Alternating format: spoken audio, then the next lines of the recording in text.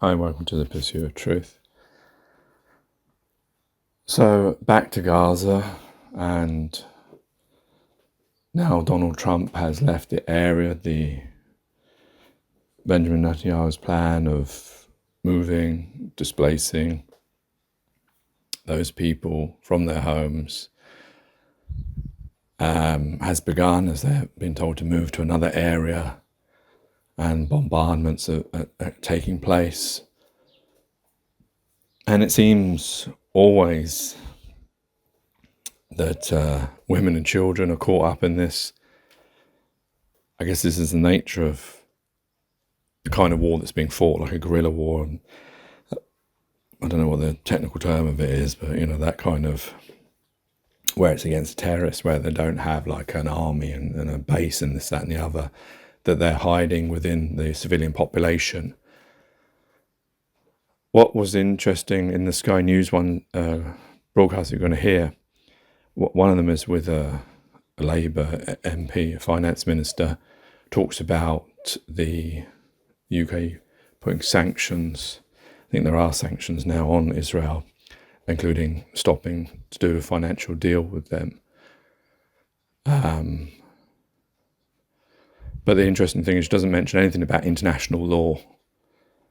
That seems to, it seems to be obvious that international law has been broken on, not like there's a handful, maybe more than a handful of occasions that you could easily just pick off your head, of like hospitals, of obviously the children and being killed every day as what Americans termed was collateral damage in a scale that we see. The journalists, like I mentioned in the last one, there is a hyperbole with the journalists. There is obviously a confirmation, like a bias, on their broadcasting. And I know it's because, they like to have these kind of words in their stories, but there were certain words like they mentioned the Exodus, which is obviously a loaded term. And they also mentioned, when they describe how the fire ripped through and all that kind of words that they use, they're painting a picture, yes, but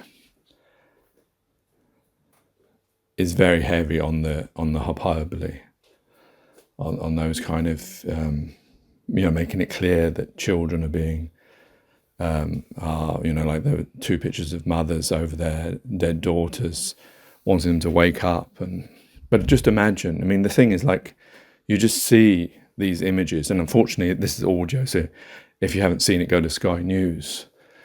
But to see people being brought on trucks, it evokes other memories. But just to see people being brought on trucks to a hospital that has very little in it, hospitals being hit.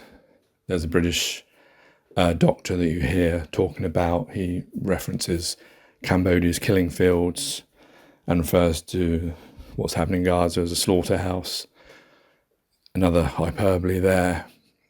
Maybe they are apt to be used, but obviously they may hide a bias. Not that I'm trying to, from where I'm looking at it, like I always try to do, is strip away all these things and just look at it as human beings, what human beings are doing to each other.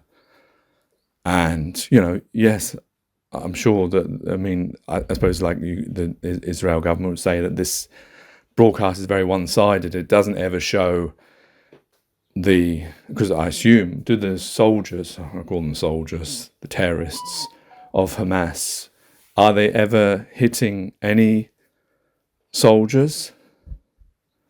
We're never shown, that. But I suppose the thing is it's not going to evoke the same. That's why the journalists don't broadcast, don't talk about it. It's not going to evoke the same thing. And I guess it's not comparable, because when a soldier is killed, he knew that was his job. And we don't want that. And on the human level, to look at it, that is bad. But from the system that we live within, I'm not trying to sort of create an argument here, but what I mean is, if they were both soldiers being killed, like if you saw Hamas, if they showed Hamas The thing is, we don't know. Like when they show the bodies, we don't know which ones of them Hamas or not. They never say this was like the Sky News. They'll just say these are, they won't. They'll just say bodies or whatever. They won't, because they don't. We don't know which one's which because they don't wear uniforms. If they're wearing uniforms, you could easily say that. So of course, you could be showing a truck full of Hamas soldiers, and because they don't use that term, you are then thinking, oh, look at all these, like I was thinking, look at all these bodies bleeding, being taken to hospital, how bad that is. But they could have all been Hamas soldiers. The journalists may even know that and not report it, or may even think that. But you see, I guess that's how, like propaganda, how it, or how words and images can be manipulated when facts are left out, when you don't know the facts possibly. It may not be intentional. So I suppose we've got to be careful when we see things. What are we seeing, especially in this kind of conflict where you don't know which ones are the terrorists, which ones are the soldiers, etc. But still, what we can see when we strip all that away, and even if we just look at, say, the children, because obviously women could be soldiers or there could be terrorists, but maybe not the older ones. If we look at the old people and the children, there is a huge amount of them that are suffering, that are dying, which of course would evoke maybe the idea of collective punishment, which is against international law. The obvious displacement that's been happening for months against international law. I mean, the 1967 areas, which we heard on Louis Theroux's programme, are against international law, and that's been happening for years. And yet the US and the West, but especially the US, have been very friendly with Israel, despite that fragrance of the international law, probably an international law that they write. And yet, I'm talking about the US and the West, I'm assuming. That's my bias coming out, isn't it? But they've been pally with them, selling them weapons, despite, when Russia or if China did the same thing, they then would, like we saw, the amount of sanctions that went against Russia. And if you try and compare what's happening in Ukraine with Gaza, they're incomparable. I mean, yes, people are dying, and yes, it's wrong and all this kind of stuff, but the way that people are dying in Gaza, the starvation, the media and the politicians paint Putin as this evil person, but he's not stooped to the level that was what is happening in Gaza, is it? Although they did turn off the water at some point, didn't they? And they made a big hoo-ha about that, but when Israel did it, they didn't. This is the problem we see because of their bias, or their friendly countries, not friendly countries over history, is allowing these things. But this is all, politics and stuff, and this always happens, unfortunately, where money and power is involved, which is why I don't want these things to be involved, because that's why our system helps these things happen, where you turn a blind eye to certain things and not to others, and then you try and stand up there and say you're somehow moral. Like I said before, I don't know what God, if he exists, the creator looking down, would think of all this, and how silly we are that he gave us everything. Freedom, resources, people, love, life, everything. And look how we squander it and we waste it.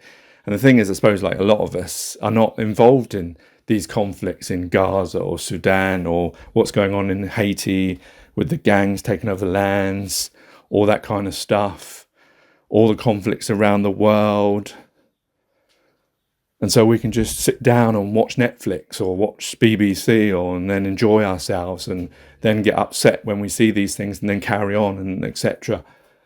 Or then vote the same people that we know are hypocritical, or a system that is always going to help this to continue or not going to stop it.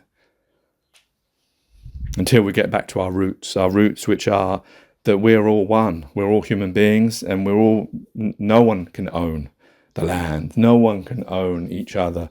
We all should be working together and working with what we have together, like we would if we were to go onto another planet. until, everything's set up, and then we start saying, oh, this is mine and this is yours, and, probably bring all the terrible things that we've learned through generations of Earth onto those planets, and then fight against each other. I don't know. Is there no hope for humanity? I don't know. But when you watch these things, it is very difficult to see hope for humanity. And this is just one instant in one point of time. There's many examples, isn't it? And that's what I'm saying. Don't look at this, try and strip your biases. Just look at this from a human factor of women wailing over dead bodies. And yes, there may have been something that happened in the October 7th and before that, and etc., and terrorist organisations, and all these different things that have happened, all the things that happen to humanity. But at the end of the day, why are we living like this, where this can happen? Maybe there is nothing that can stop this. It's just part of our course. Well, I guess it is in the system we live in. It is happening. How sad that is. And it will continue to happen. It will stop and then it will start somewhere else, and etc. What a world we live in. It's really quite depressing when you think about that. And yet somehow we carry on. Right, here's these Sky News ones. Take care, take it easy, God bless and peace. Hello, a very good evening. Israel and Hamas say they've begun a new round of ceasefire talks with Israel in Doha today. The talks come as Israel launches a new military operation in Gaza, which it says is aimed at increasing pressure on Hamas to release its remaining hostages. Officials in the territory say more than 100 people have been killed in a series of airstrikes over the last 24 hours, and more than 250 since Thursday. Our Middle East correspondent, Alistair Bunkle, has the latest now from Jerusalem. A warning, his report does contain content you may find distressing. The Israeli operation is now focusing on Deir al-Balah, a town in central Gaza where the IDF has not yet entered in the last 19 months of war. They are attacking from the air and ground, and Israeli tanks are reportedly advancing to the east of the city. The assault is so fierce, though, that it's too dangerous for many rescue teams to reach, and very few images are coming out. Current increase in violence is killing civilians. It's killing women and children, and it appears to be completely indiscriminate attacks on whole swathes of population. So it is a massive onslaught again on the whole population of Gaza. Jabalia in the north is also under attack again. This was moments after an airstrike. The Israeli military hit and flattened an entire residential block, he says. Bodies are trapped underneath. They are digging with their bare hands to try and reach them. Thousands are now fleeing in the blazing heat, on the move again, but with no idea where it is safe to head to. Most travelling on donkey and cart.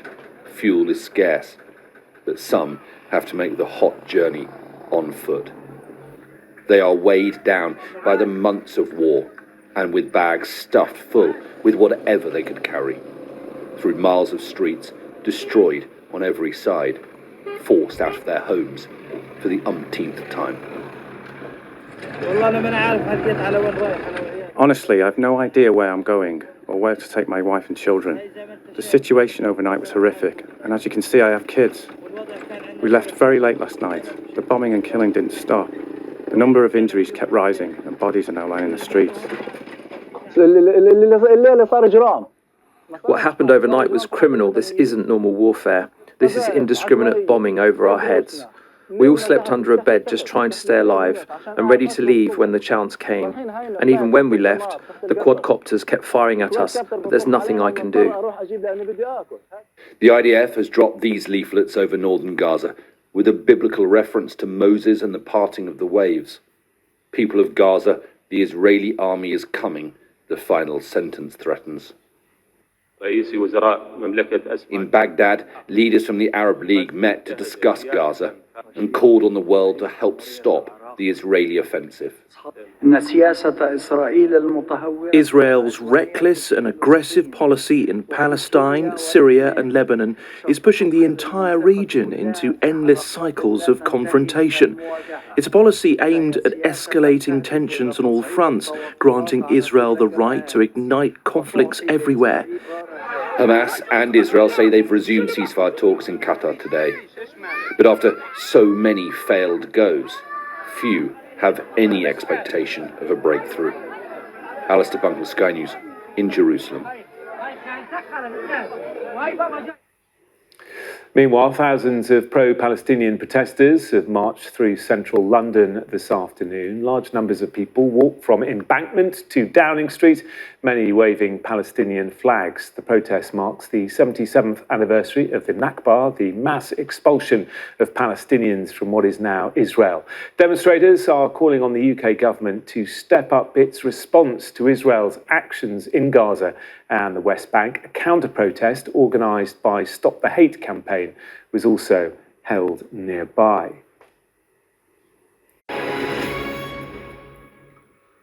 Good evening. The Israeli military says it's begun an extensive ground operation in multiple areas of Gaza, marking a new phase of the war with Hamas.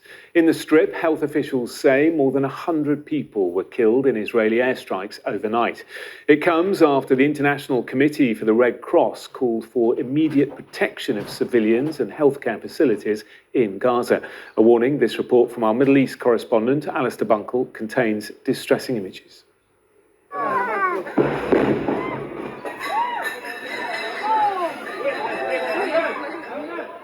This happened last night in southern Gaza. Al-Mawasi is supposed to be a safe zone, but Israeli airstrikes hit a camp where families were sleeping.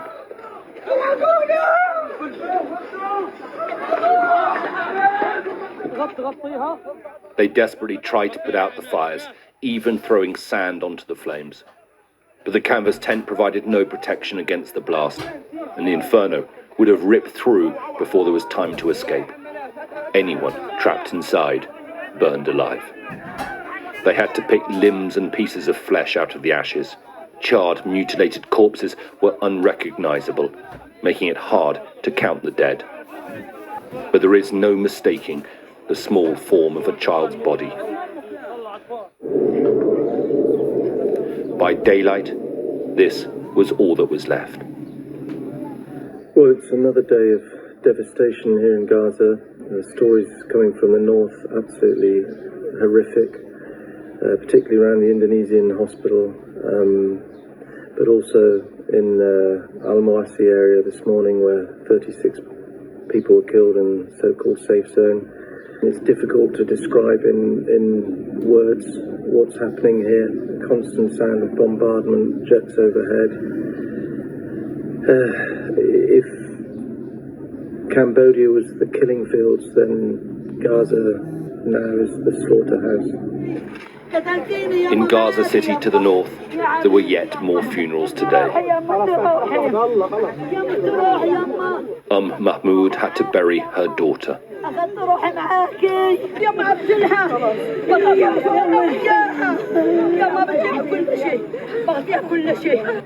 As heavy as the strikes have been over recent days, this is said to be only the start of Israel's new offensive, and it is expected to become much more intense, possibly in the coming days, if a ceasefire agreement isn't reached.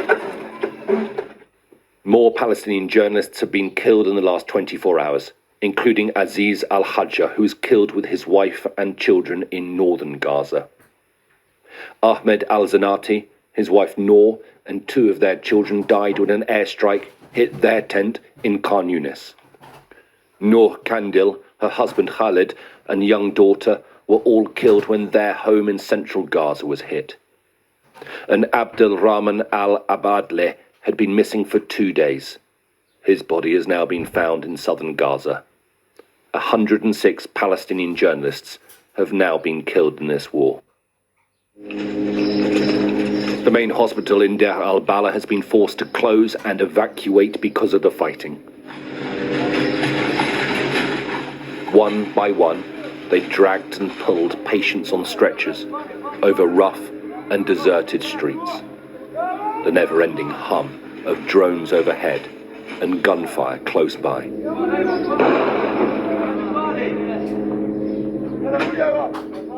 Alistair Bunkle, Sky News in Jerusalem. The first few aid trucks have entered Gaza after nearly 3 months of Israel's blockade of food, medicine and other supplies. Israel's Prime Minister, Benjamin Netanyahu, decided to allow a limited amount of aid into the besieged enclave following international pressure from allies. It comes after Israel ramped up its offensive in Gaza through further air and ground operations across the territory. Well, nearly 3/4 of Gaza is now covered by Israeli evacuation orders, which have been expanded significantly around Khan Yunis, you can see shown in red. For now, aid is being organised by the UN, but Israel says in the coming days it will start to be distributed by private US companies. Israel has levelled 4 sites in southern and central Gaza, which are expected to be used, while satellite imagery shows a build-up of walls, barbed wire, fences and military personnel. In the meantime, officials in Gaza say 136 people have died over the last 24 hours as Israel's ground assault continues. And just a warning that this report from our Middle East correspondent Alistair Bunkle contains distressing images.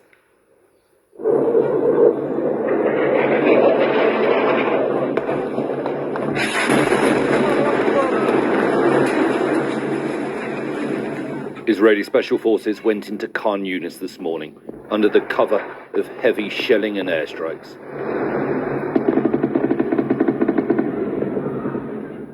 The IDF said that the target was a Palestinian militant. But as always, civilians were among the dead and wounded.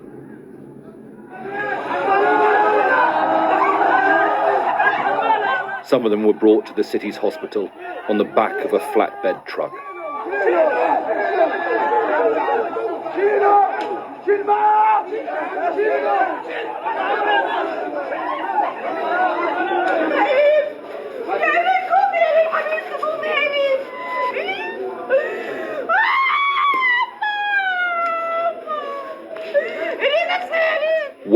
Wake up, she's screaming. The body is her daughter Aline.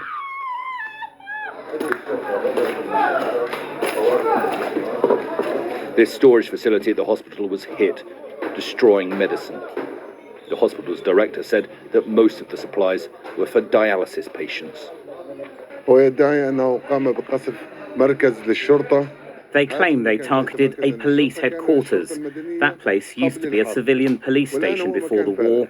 Now it's just a storage area, what's left of the medical supplies from Nasser Hospital. This is the result behind me. The Israeli military says its ground operation in Gaza is only just getting underway.